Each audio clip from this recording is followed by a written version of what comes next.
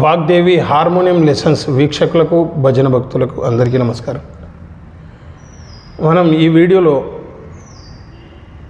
మొట్టమొదటిసారిగా ఏం నేర్చుకోవాలి ఈ విషయాన్ని అర్థం చేసుకునే ప్రయత్నం చేద్దాం.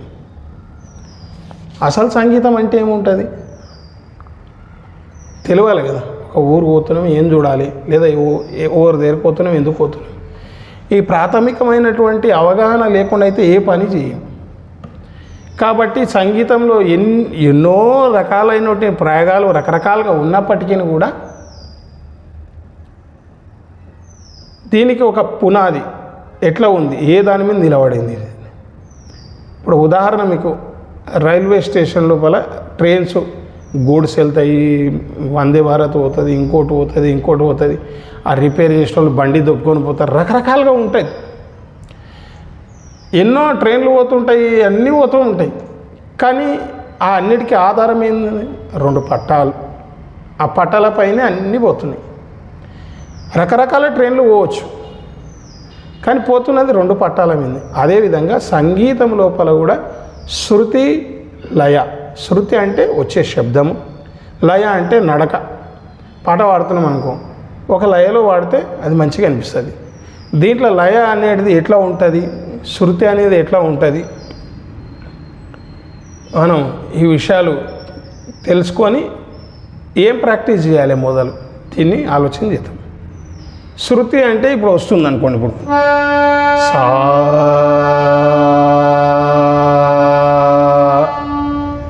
మీరు గమనించండి, ఈ పక్కది ఒత్తుతూ ఉంటా, దీన్ని అంటూ ఉంటా, ఏది కలుస్తుందో మీరు అబ్జర్వ్ చేయండి, దాన్ని గమనించండి. సా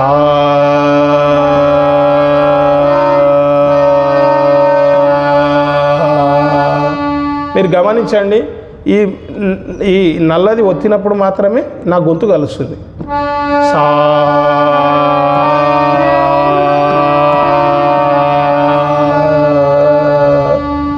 ఇది శృతి స్వరము.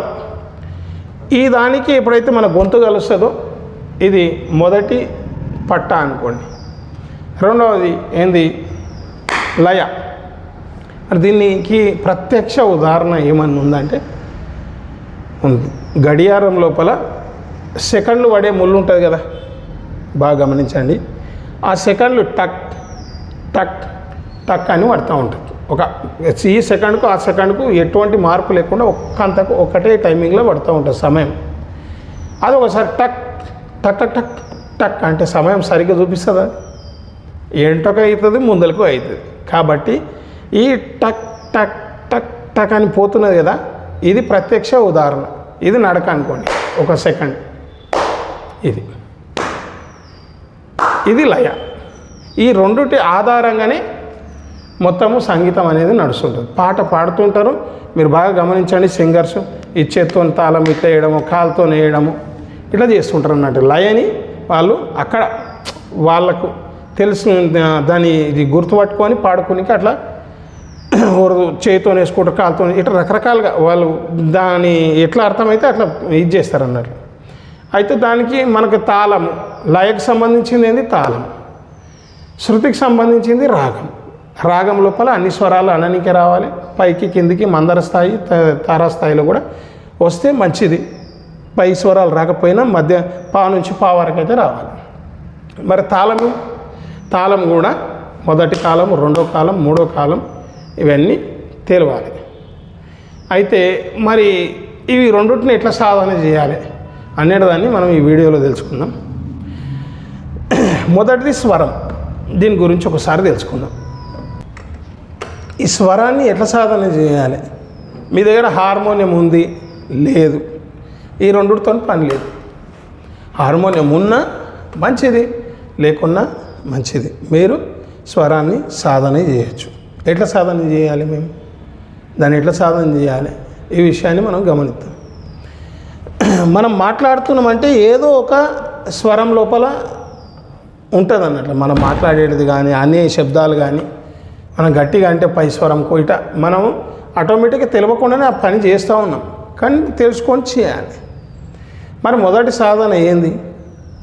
మీరు రోజు 5 నిమిషాలు ఓంకార సాధన చేయాలి. ఇప్పుడు అర్థం చేసుకోండి, ఓంకారం నుండి సంగీతం పుట్టింది, అన్నీ పుట్టింది అంటే ఎట్లా పుట్టింది? ఓంకారం నుంచే పుట్టింది సంగీతం. ఇప్పుడు ఎట్లా పుట్టింది అనేది మీకు అర్థమవుతుంది. మీరు ఎప్పుడే కానీ ఎవరన్నా గాయకులు పాడినప్పుడు అబ్బా ఎంతగా అద్భుతంగా పాడిండు, ఆయన నోరు ఎంత బాగుంది, ఆయన నోరు ఎంత బాగుంది, ఇంత మంచి పాట పాడిండు అన్నాక విన్నారా ఎప్పుడన్నా? ఎంత అసలు తెలివి లేనివాడు కూడా ఈ మాట్లాడాడు. ఏమంటాడు? అద్భుతమైనటువంటి కంఠం. ఏమి కంఠం? కంచు కంఠం, గంధర్వ కంఠం, గాన గంధర్వుడు ఇట్లా పిలుస్తూ ఉంటారు. ఏమన్నారు? కంఠము. మరి ఇప్పుడు ఎక్కడి నుంచి రావాలి శబ్దం? పాట ఎక్కడి నుంచి రావాలి? కంఠం నుంచి రావాలి. మరి కంఠం నుంచి ఎట్లా వస్తుంది? ఈ సాధన కొరకే మనము ఓంకార సాధన చేయాలి. ఓంకార సాధన చేయకుండా నేర్చుకోవచ్చు. నువ్వు నేర్చుకున్న తర్వాత కూడా నువ్వు ఆ లోపల అనేది నువ్వు ఓంకారం అంటూ ఉన్నట్లేనే. ఓంకారము 3 విధాలుగా మనకు ఓం అనేది అందరికీ తెలుసు, కానీ దాన్ని పలికే విధానం చాలా తక్కువ మందికి తెలుసు. అకార, ఉకార, మకార ఈ 3టిని కలిపితే ఓంకారం అవుతుంది. మొదలు ఆ, ఓ, మా, ఒకదానికి ఒకటి రెట్టింపు రెట్టింపు అనాలి. మీకు అనడానికి రాలేదనుకో ఫస్ట్ ఓమే అనండి మామూలుగా. మరి ఓంకారం అంటే సంగీతంకు స్వరంకి ఏం సంబంధం? ఇప్పుడు ఉదాహరణ మీకు నేను 2 రకాలని చూపిస్తాను, మీరు ఏది బాగుందో మీరు నిర్ణయం తీసుకోండి. సారే సారే గా మా పద నీ సా ని ద ప మ గ రి సా. దీన్ని ఇక్కడ ఈ భాగం నుంచే నేను సరిగమా అన్నాను. ఇంకోసారి అంటాం ఏంటండి? సారీ గ మ పద ని సా ని ద ప మ గ రి సా. ఇప్పుడు ఇంకో రకం అంట, జర జాగ్రత్తగా గమనించుకోండి. పెద్ద తేడా ఉన్నట్లు అనిపేది, కానీ గమనిస్తే తేడా తెలుస్తుంది.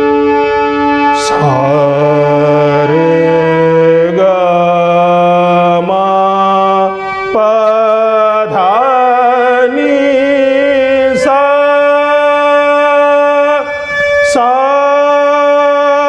ని ద ప మ గ రి సా. విన్నారు కదా, దానికి దీనికి తేడా. అందరూ తెలియక నోరుతో పాడేస్తుంటాం. మనం మామూలుగా ఎట్లా మాట్లాడుతున్నాం సరిగమలు కూడా అట్లా అంటాం. అది నోరుతో పాడినట్ల, కంఠంతో వాడినట్లు కాదు. మరి కంఠంతో ఎట్లా వాడతాము? ఇది ఓంకారం అంటేనే మీకు అర్థమవుతుంది. ఎవరినైనా ఓంకారం గురించి తెలియని కూర్చుని ఓం అనిపిస్తే కూడా సేమ్ ఫీలింగ్, సేమ్ అనడం ఉంటుంది. ఓ అని ఎవడన్నాడు? ఓ అది అక్కడి నుండి నాభి నుండి ఉత్పత్తి అయ్యి మనకు ఈ కంఠం దగ్గర ఒక వణుకు ఉంటుంది. ఓ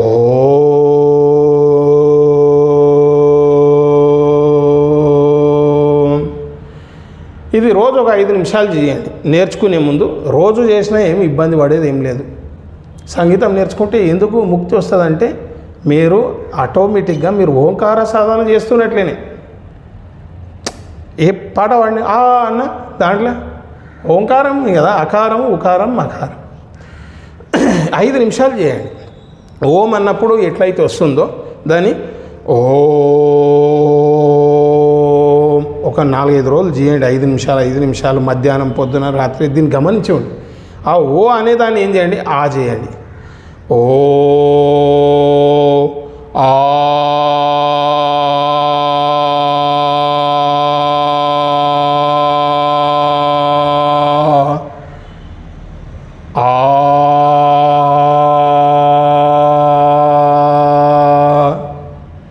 మనకు తెలుగు ఎంత అద్భుతంగా అంటే చెప్పనికి మీకు దానికి గొప్పతనం మీకు చెప్తే అది మామూలు కాదు.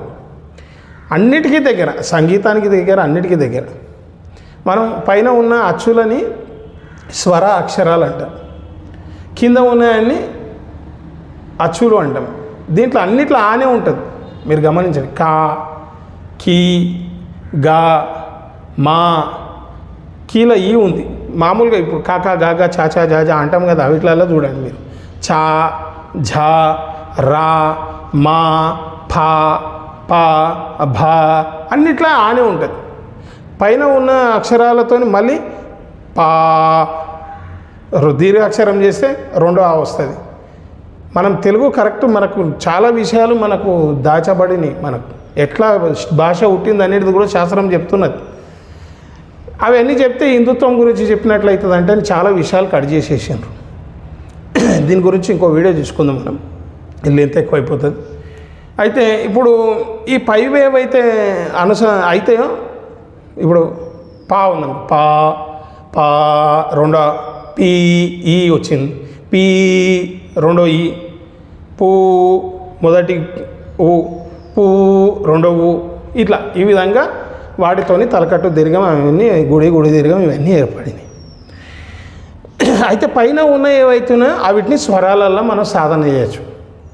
ఆ, ఊ, రూ, ఇవి ఏ సాధన చేయాలన్నట్లా. వీటిని ఎట్లా సాధన చేయాలనేది మనం ఇంకో వీడియో చెప్పుకునే ప్రయత్నం చేద్దాం. అయితే ప్రస్తుతానికి మీరు మొట్టమొదటి చేయాల్సింది ఏంది, ఒక వారం రోజులు రోజు ఓంకారం చేయండి. పొద్దున 5 నిమిషాలు, మధ్యాహ్నం, రాత్రికి 5 నిమిషాలు. ఎందుకు 5 నిమిషాలు 10 నిమిషాలు చేయాలి? ఇప్పుడు ఉదాహరణ, నువ్వు పాట పాడాలనుకుంటావు, ఒక పాట 10 నిమిషాలు ఉంటుంది. నువ్వు మధ్యలో గొంతు నొప్పి అవుతుంది, ఆపేస్తా అంటే కుదరదు కదా. అందుకని మనం ఎంతసేపు చేయాలనుకుంటామో అంతసేపు కొన్నిటిని సాధన చేయాలి. ప్రతిదాన్ని కూడా ఒక 5 నిమిషాలు 10 నిమిషాలు. ఓం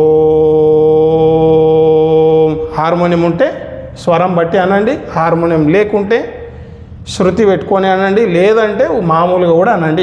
దీనికైతే ఇబ్బంది ఏం లేదు. ఓం ఇట్లా అనగలిగిన తర్వాత ఆ ఒక వంతు, 2 వంతులు ఊ, 4 వంతులు మా. ఆ,